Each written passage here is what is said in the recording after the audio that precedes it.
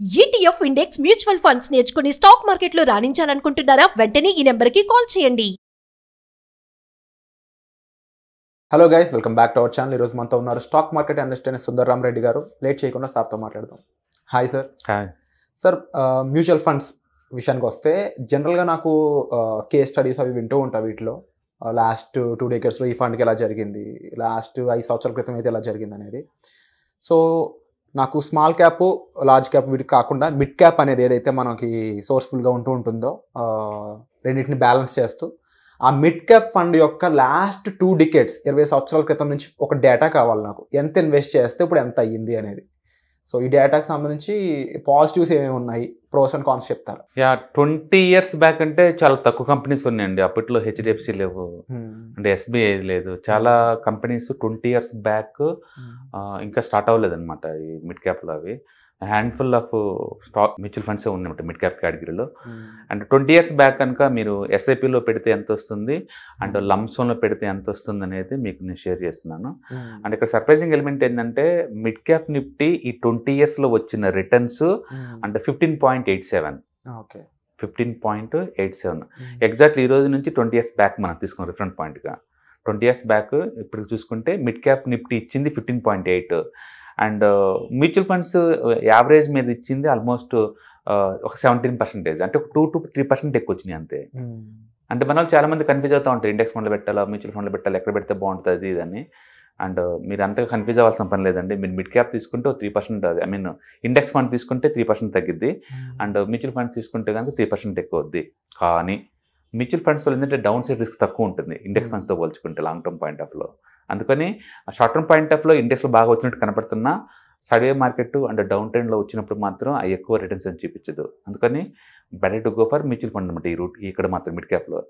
మనం ఇది చూసుకుంటే కనుక నిప్పాన్ ఇండియా గ్రోత్ ఫండ్ అండి అండ్ 19% ఇచ్చింది లాస్ట్ 20 years బ్యాక్ నువ్వు బిగిన్ చేస్తే ఈ రోజు వరకు యావరేజ్ మీద. సుందరం మిడ్ క్యాప్ ఫండ్ అండి అది 18.9, రఫ్గా 20% ఇచ్చింది. And Tata mid cap fund 18.6% ఇచ్చింది. అంటే ఫ్రాంక్లిన్ ఇండియా ప్రైమ్ ఫండ్ అంటే 18% ఇచ్చింది. అంటే యూటీఐ మిడ్ క్యాప్ 18% ఇచ్చింది. And Aditya Birla Sun Life mid cap fund 17% ఇచ్చింది. అండ్ క్వాంట్ మిడ్ క్యాప్, అప్పట్లో క్వాంట్ ఎగ్జాక్ట్లీ డెఫినేషన్ కాదు అది, బట్ స్టిల్ 16.7 ఇచ్చింది. టారస్ మిడ్ క్యాప్ 15% ఇచ్చిందండి. అండ్ అప్పట్లో ఉన్న అప్పటి నుంచి ఇప్పుడు దాకా ఉన్న మిడ్ క్యాప్ కేటగిరీ అనమాట. చాలా వరకు ఇప్పుడు టాప్లో ఉన్న ఏఈ కూడా అప్పట్లో లేవు. మెనూ లైఫ్ కావచ్చు, లేకపోతే ఈవెన్ క్వాంట్ కూడా మిడ్ క్యాప్ కదా exactly. And bank of India కావచ్చు, చాలా mutual funds last 6-7 years back start అయినాయి. బట్ మన 20 years నుంచి అనమాట ఈ data. And lump sum versus SIP చూస్తే ఎస్ఐపిలోనే ఎక్కువ వచ్చింది రిటర్న్స్ అండి. ఎస్ఐపిలోనే ఎక్కువ వచ్చింది. లంప్సమ్ ఒకేసారి కనుక మీరు 24 lakh పెట్టుకుంటే కనుక అంటే 12 కోట్లు 11 కోట్ల దాకా వచ్చినాయి ఒక్కొక్క దాంట్లో. ఎస్ఐపిలో కూడా నెలకి 10,000 పెట్టుంటే కనుక ఒక్కొక్క దాని నుంచి 2 crores యావరేజ్ మీద వచ్చింది. 2 crores మంత్లీ 10. అంటే మనం ఎక్కువ సార్లు ఏంటంటే అటు ఇటు పరిగెడతా ఉంటాం, చేతిలో ఒక 5,000 10,000 ఉంచుకొని. డబ్బు ఏమో తక్కువ ఉంది, చాయిస్ ఏమో చాలా ఎక్కువ ఉంది. స్మాల్ క్యాప్ పెట్టాలా, మిడ్ క్యాప్ పెట్టాలా, లార్జ్ క్యాప్ పెట్టాలా, మళ్ళీ వాల్యూ అని థీమాటిక్ అని చాలా రకాల మ్యూచువల్ ఫండ్స్ కన్ఫ్యూజ్గా ఉంటుంది. మీరు ఏదైనా తీసుకోండి, ఒక కేటగిరీ తీసుకొని కంటిన్యూస్గా ఇన్వెస్ట్మెంట్ చేసుకుంటా పోతుంటే లాంగ్ టర్మ్ పాయింట్ ఆఫ్లో అంటే క్రోర్స్ మనీ మేక్ చేసుకోవచ్చు ఒక్క దాంట్లోనే. అంటే కన్సిస్టెన్సీ చాలా ఇంపార్టెంట్, చాలా ఇంపార్టెంట్. ఒక ఫండ్ తీసుకున్నామంటే లిటరల్లీ మనం 100 కంపెనీలు కొన్నట్లు లెక్క. 100 కంపెనీస్ ఫండ్ మేనేజర్స్ ఫ్రీక్వెన్సీగా మారుస్తూనే ఉంటారు వాటిని. ఓకే, అందుకని మనం ఏదో ఒకటి మంచి బెస్ట్ టాప్ 5లో ఉన్నట్టు ఆ కేటగిరీలో టాప్ 5లో ఉన్నట్టు తీసుకుంటే కనుక రిటర్న్స్ బాగా వచ్చే ఛాన్స్ ఎక్కువ ఉంది. కాబట్టి మంత్లీ 10,000 పెట్టుకుంటూ పోతే మీరు ఈ 20 yearsలో 2 decadesలో మీరు పెట్టింది 240 months అంటే 24 lakhs పెట్టారు మొత్తం. అంటే వీటిలో యావరేజ్ రిటర్న్స్ వచ్చింది 2 కోట్లు. ఓకే, మీరు పెట్టింది 24 lakh, మీకు వచ్చింది 2 crore అనమాట. బట్ మీరు మంత్లీ 10 పెడుతున్నారు అంతే. అంటే చిన్న చిన్న అమౌంట్తో కూడా పెద్ద కార్పస్ తయారు చేసుకోవచ్చు. అందరూ సెటర్లు వేస్తారు అంత వస్తుంది అనేది. హిస్టరీలో వచ్చిందండి, ఫ్యూచర్లో ఇంతకన్నా ఎక్కువ వస్తుంది. ఎందుకంటే ఫ్యూచర్లో మోడర్న్ ఇండస్ట్రీస్ ఎక్కువ ఉన్నాయి అనమాట. త్వరగా క్విక్గా వెల్త్ క్రియేట్ అవుద్ది హిస్టారికల్ డేటాతో పోల్చుకున్నప్పుడు. అంటే రాబోయేది జీడిపి గ్రోత్ ఎక్కువ ఉంటుంది కాబట్టి ఇండియా ఇంపోర్ట్ ఎక్స్పోర్ట్స్ అని పెరుగుతున్నాయి కాబట్టి న్యాచురల్గానే ఇంతకుముందుతో పోల్చుకుంటే ఇప్పుడు ఇంకా ఫాస్ట్గా వెల్త్ క్రియేట్ అయ్యే ఛాన్స్ ఎక్కువ ఉందన్నమాట.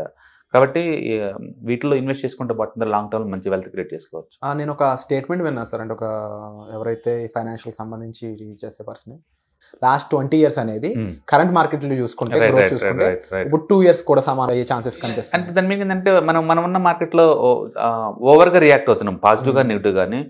మనం ఊహించండి, ఎలక్షన్స్ అప్పుడు లిటరలీ 9% డౌన్ అయింది నిఫ్టీ ఇంట్రాడేలో. అంటే క్విక్ గా రికవర్ అయింది విత్ ఇన్ 2 days కే. అంత మూవ్ కింద మనం ఎక్స్పెక్ట్ చేయలేము, అండ్ పైకి చేయలేము, అంత ఎక్కువ ఉందన్నమాట. And last year small cap mutual funds అప్పుడు 60-70 ఇచ్చింది. అంత టూ మచ్ బుల్ మార్కెట్ ఇంత ముందు రోజులు ఉండే కాదనమాట. అందుకని మ్యూచువల్ ఫండ్ పెనిట్రేషన్ ఈ రేంజ్ లో లేదు, అండ్ స్మాల్ క్యాప్స్ లో గ్రోత్ ఈ రేంజ్ లో లేదు, ఎస్ఎంఈ హవా అసలు ఇలాంటి అసలు ఆ టైంలో లేదు.